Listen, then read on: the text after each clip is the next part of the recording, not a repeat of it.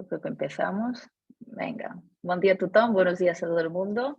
La sesión de hoy de la plataforma de formación continuada de diagnóstico y tratamiento por imagen va a ir a cargo de la doctora Marta Porta, que es residente de radiodiagnóstico en el Hospital Clínico de Barcelona, y nos va a hablar sobre la ecografía del trasplante hepático en el periodo precoz. Cuando quieras, Marta. Muy bien, pues buenos días a todos. Vamos a hablar hoy de esto, ¿no? De la ecografía en el trasplante hepático en el periodo precoz después del trasplante. Entonces, un segundo. Vale, ¿por qué vamos a hablar de esto? El trasplante hepático es una técnica quirúrgica completa y su postoperatorio es un periodo crítico en el cual pueden suceder complicaciones graves. Entonces, las técnicas de imagen son fundamentales para el diagnóstico precoz de estas complicaciones que van a requerir un manejo inmediato, un tratamiento inmediato. Muchas de estas complicaciones a veces se solapan con los cambios hemodinámicos fisiológicos después del trasplante, entonces a veces puede resultar confuso saber si lo que estás viendo es una complicación o son los propios cambios del trasplante hepático. Por eso aquí juega un papel fundamental el radiólogo para interpretar dichos hallazgos y elegir cuál es la prueba de imagen más indicada en cada caso. En la ecografía precoz lo que se quiere descartar básicamente son las complicaciones vasculares y complicaciones no vasculares. En las vasculares, básicamente, la permeabilidad de la arteria hepática, la vena porta y las venas suprahepáticas y la vena cava inferior, mientras que en las complicaciones no vasculares podemos esperar pues, hematomas postquirúrgicos, zonas de isquemia o ascitis. Primero vamos a hablar de la arteria hepática, ya que es el paso más importante en el postoperatorio precoz. ¿Por qué? Porque la vía biliar se nutre exclusivamente de la sangre arterial, de la arteria hepática. Entonces, cualquier trombosis o disminución del aporte del flujo arterial al hígado, esto conllevaría una colangiopatía isquémica, que muchas veces, si esto ocurre, pues puede implicar un retrasplante hepático con pérdida del injerto previo. Entonces, pues es muy importante hacer las ecografías precozmente y antes de que esto suceda, para así pues, poder ofrecer el tratamiento inmediato.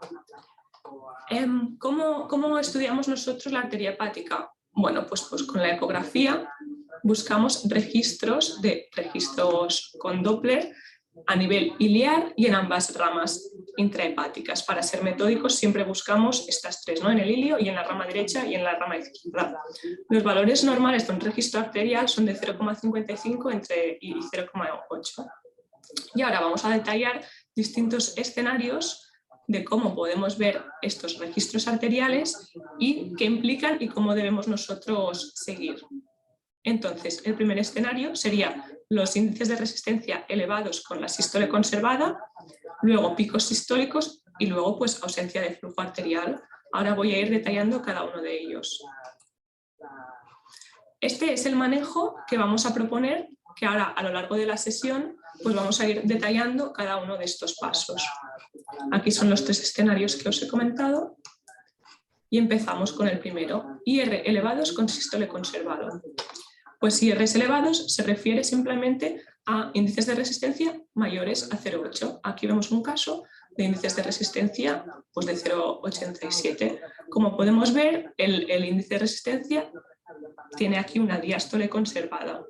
Entonces, ver esto en el periodo posthepático, post-trasplante inmediato, pues no pasa nada. Es verdad que es un índice de resistencia elevado, pero esto se ha demostrado que no tiene repercusión clínica o implicación pronóstica a largo plazo.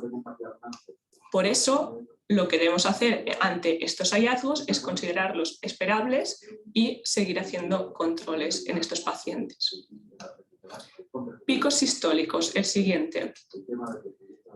Cuando hablamos de picos sistólicos nos referimos a una arteria hepática permeable, pero con el índice arterial de resistencia con una sístole disminuida de duración, como vemos aquí en la flecha verde, y de altitud, como vemos aquí en la flecha amarilla.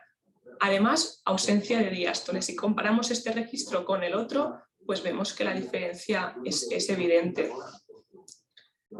Entonces, esta situación puede ser fisiológica como la previa, pero más extremada, ¿no? Esta puede ser un escenario extremo de los índices de resistencia elevados, tal y como habíamos visto previamente, pero también puede traducir patología, que os voy a contar ahora. Entonces, ante un paciente con picos sistólicos, lo que debemos hacer son controles estrictos diarios. Estamos aquí, picos sistólicos, hacemos una ecografía diaria y si vemos que el flujo mejora, pues perfecto. ¿Qué pasa? Que quizás no mejora, ¿no? Le damos 4 o 5 días de margen nosotros. Entonces, si no mejora, vamos a sospechar el síndrome del robo de la esplénica. ¿Qué es este síndrome? Bueno, un poco de fisiopatología para entenderlo. Antes del trasplante, nuestro paciente tenía un hígado cirrótico que implica altas resistencias con el siguiente desarrollo de hipertensión portal y esplenomegalia. Entonces, un paciente con hipertensión portal, pues evidentemente tiene la velocidad portal disminuida. ¿Qué pasa? Pues que con el injerto hepático, un hígado nuevo inactivo, este hígado tiene las resistencias disminuidas, pero la esplenomegalia le persiste.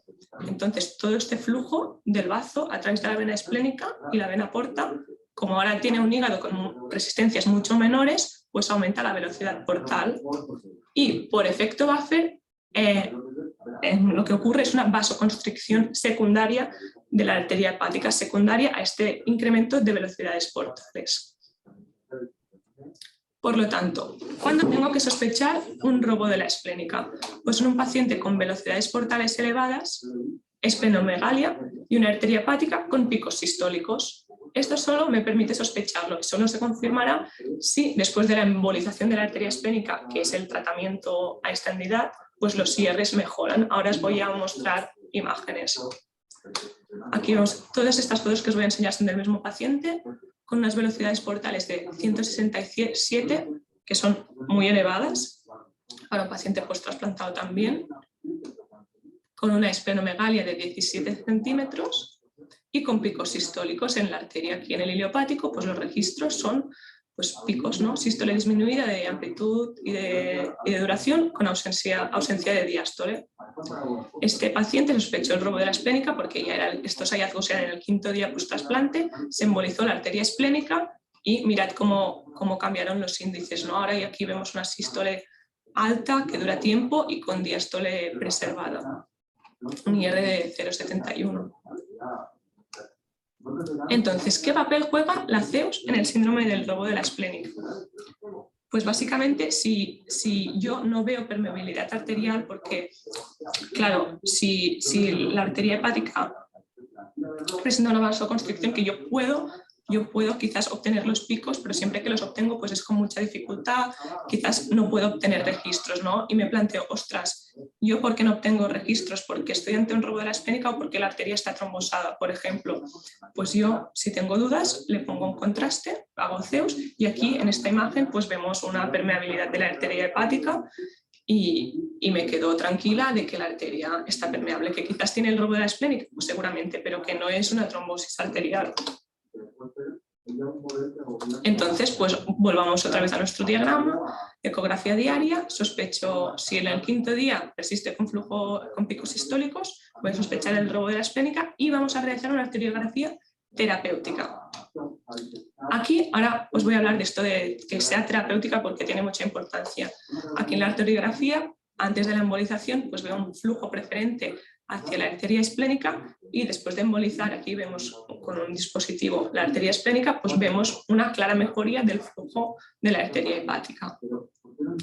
¿Por qué hablo de esto de que es terapéutica? Pues el diagnóstico de sospecha tiene que ser ecográfico con los criterios que os he comentado anteriormente y solo voy a hacer la arteriografía con la sospecha hecha y para tratarlo. ¿Por qué? Pues porque la arteriografía al final no deja de ser una técnica invasiva que no está exenta de complicaciones. Un paciente de alto riesgo, pues no, si no es necesario no debe hacerse. Y finalmente, pues no veo flujo en la arteria, ¿no? Aquí veo, esto es el hilio hepático, la vena porta permeable y aquí en la arteria hepática pues se constata ausencia de registro Doppler.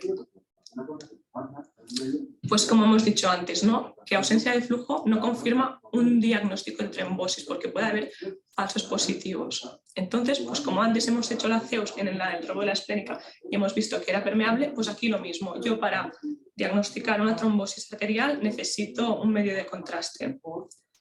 Pues qué mejor medio de contraste que la CEUS si dispongo de ella, ¿no? Entonces, si yo en mi centro dispongo de CEUS, hago una CEUS. Vamos a ver un ejemplo. Aquí lo mismo, no veo flujo en la arteria hepática, mediante Doppler pulsado tampoco consigo registros y aquí vemos estas imágenes de CEUS que veo el estudio dinámico, como la vena porta se va pacificando cada vez más, ¿no? Según avanza pues, la fase venosa, y en cambio la arteria hepática no la veo en ningún momento. Entonces, ventajas de la CEUS, pues la accesibilidad, ¿no? Si yo estoy en la UCI, como comentábamos antes, yo puedo hacer un diagnóstico a pie de cama. Si veo que la arteria es permeable, pues me ahorro el TAC, porque ya veo que esta arteria es permeable. Y pues así pues me ahorro el TAC y esto todo lo que implica, ¿no? Movilizar a un paciente crítico hacia el TAC, se puede hacer el diagnóstico a pie de cama.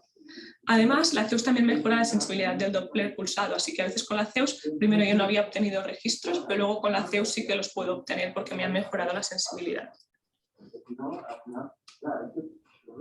Si no dispongo de CEUS o si con la CEUS no queda claro, pues persiste, ¿no? La sospecha de trombosis arterial y entonces sí que se tiene que hacer el angio-TAC. Aquí vemos unas imágenes, aquí un TAC en fase arterial que se objetiva aquí ausencia de opacificación de la arteria hepática a nivel del hilo hepático. Con las reconstrucciones vasculares, pues lo mismo, ¿no? Aquí veo la arteria hepática que se amputa. Entonces, pues esto es diagnóstico de trombosis arterial. Y aquí, pues ya está, hemos comentado todos los escenarios posibles que pueden suceder en el periodo precoz en la arteria hepática con índices elevados, que es lo más frecuente. ¿Qué pasa? Que no únicamente vemos índices arteriales elevados o picos sistólicos, aunque es de largo lo más frecuente. También podemos encontrarnos pues, índices disminuidos, ¿no? Se trata de un hallazgo poco frecuente en el periodo inmediato, pero que puede suceder y debe hacer sospechar estenosis. Entonces aquí, si veis la diferencia, esto es un índice de resistencia disminuido y además tiene la aceleración retrasada, o sea, no sube la sístole tan recta como yo me esperaría y como he visto en los casos anteriores. Estos hallazgos son inespecíficos y no permiten realizar ningún diagnóstico de estenosis, pero yo tengo algunas herramientas pues, para sospecharlo con más especificidad. Uno es buscar en el sitio de la anastomosis, pues buscar allí un aumento de velocidades arteriales. Si yo allí veo un aumento de velocidad, esto sí que es indicativo de estenosis. A la vez, y cambiando de escenario, si yo voy más proximal, ¿no? O sea, yo estoy estudiando la arteria hepática, pues si me voy en la arteria esplénica, por ejemplo, y veo que persiste la misma morfología, pues será que esto es funcional, o sea que me hace pensar que no es que haya ninguna obstrucción, ninguna estenosis ahí que me impide que llegue la sístole y que suba bien.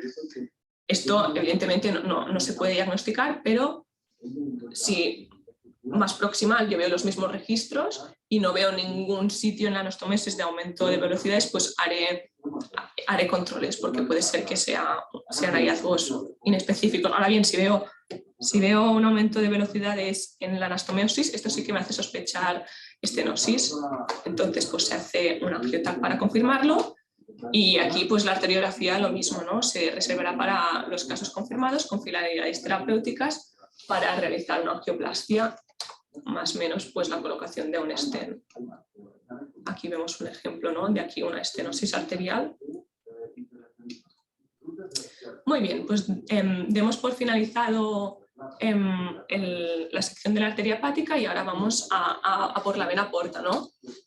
Pues la vena porta, como hemos comentado antes cuando hablamos del síndrome del robo de la esplénica, en los pacientes trasplantados puede llegar a ser de hasta 50 centímetros por segundo y se van normalizando progresivamente a lo largo de los días. algo muy importante a tener en cuenta es que en un paciente post-trasplantado, velocidades que se considerarían normales en un paciente no trasplantado, pues en torno a 20, en un paciente trasplantado son bajas, ¿vale? Que esto es muy importante y puede indicar disfunción del injerto. Entonces, lo esperable es en torno a 50 y 20, ojo, porque esto, pues eso, ¿no? Son bajas.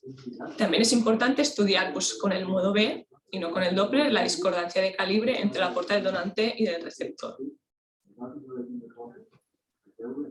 Pues aquí, un segundo, sí, nada, aquí es la misma imagen que antes, pues ver que la vena porta pues puede tener velocidades muy elevadas. Y aquí nada, que el paciente es con hipertensión portal previa, pues puede ser que haya una discrepancia de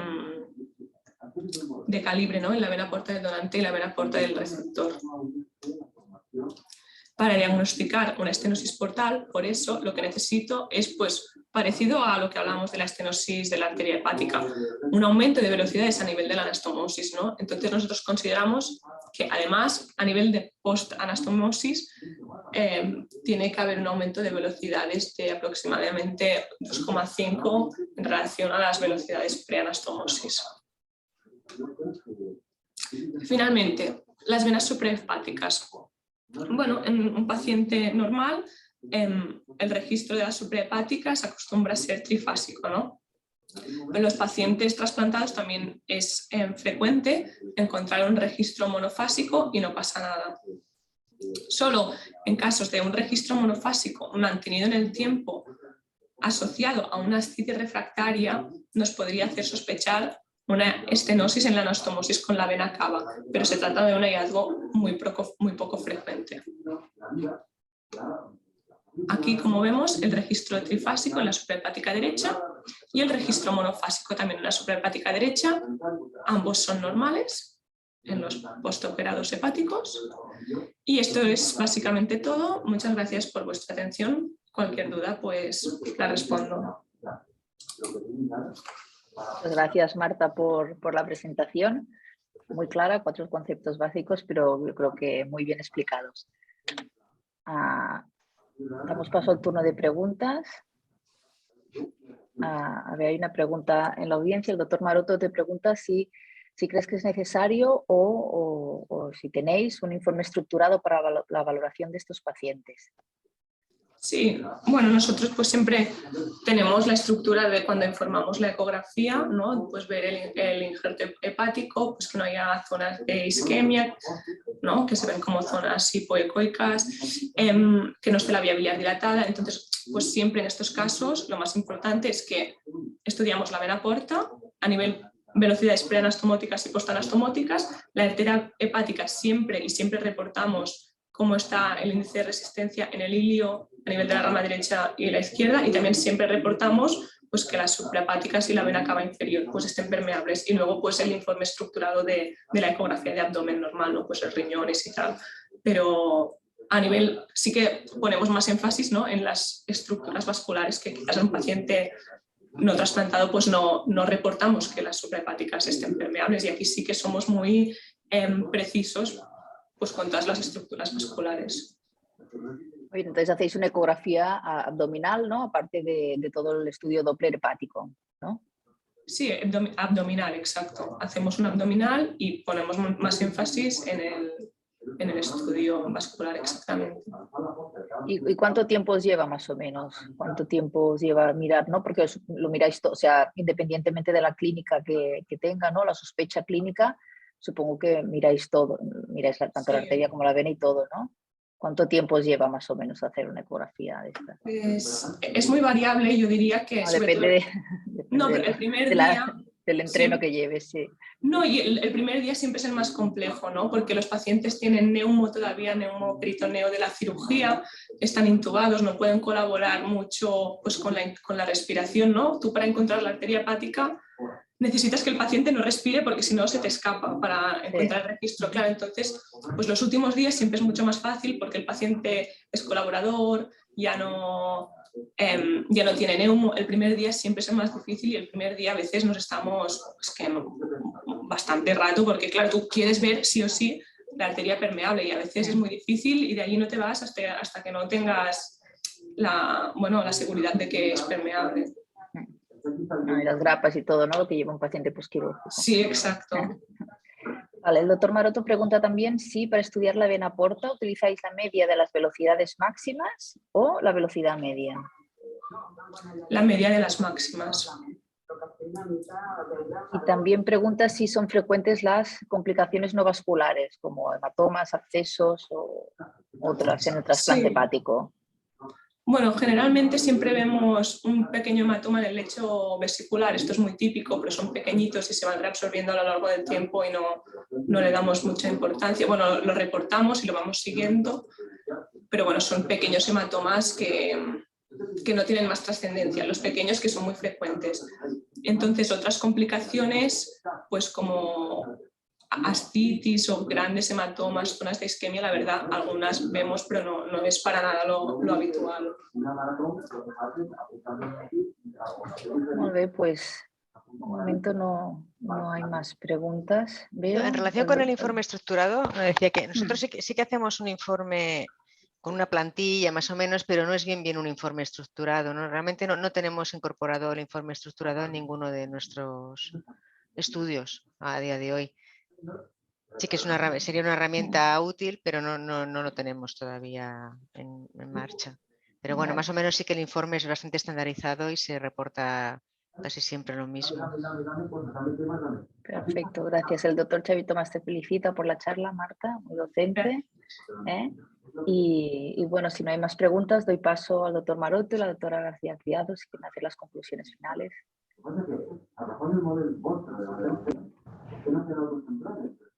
Ángeles, si quieres hacer algún comentario añadido, no sé. Bueno, únicamente recalcar la importancia del estudio de imagen, porque si se consiguen detectar algunas complicaciones, como por ejemplo la trombosis de la arteria hepática, que Marta ha explicado bastante porque es la complicación vascular más frecuente, esta cuando la detectamos antes de que dé clínica, pues podemos salvar el injerto. De hecho, hicimos ya hace muchos años un estudio en el que vimos, los pacientes en los que diagnosticábamos la trombosis antes de que el clínico la sospechara, se salvaba el injerto en el doble de los pacientes que cuando el diagnóstico se hacía ya cuando empezaban a subir las transaminasas y demás. O sea que aunque no haya sospecha clínica, pues es importante hacer un estudio Doppler y, como ha dicho Marta muy bien, pues muy exhaustivo, mirando bien todos los vasos, y porque esto es la complicación más frecuente y más grave en el periodo precoz. Después las otras complicaciones, como ella ha dicho, pues hematomas posquirúrgicos y otras complicaciones son superponibles a otras cirugías. Los abscesos son muy poco frecuentes, casi nunca vemos un absceso, muy raro ver un absceso en un trasplantado, pero sí, los hematomas realmente son bastante frecuentes. Y luego ya las complicaciones biliares, pero estas ya suelen ser a largo plazo. Es muy raro encontrar una complicación biliar en el periodo precoz. Esto ocurre a más largo plazo. Perfecto.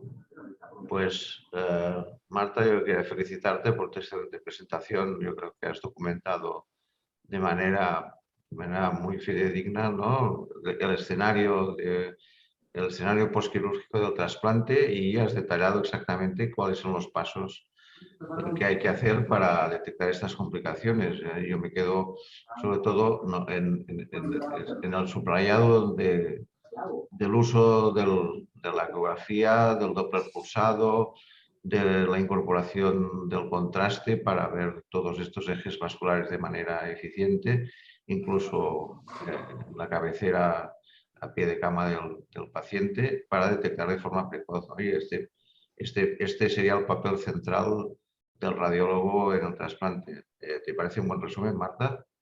Sí, absolutamente. Pues nada, por mi parte no me queda más que añadir que convocar a toda la audiencia para la próxima sesión, que será el jueves, no mañana, será el jueves, y desearos a todos y a todas pues que tengamos un buen día. Pues sin más, hasta la próxima. Vale, pues muchas gracias. Muchas gracias.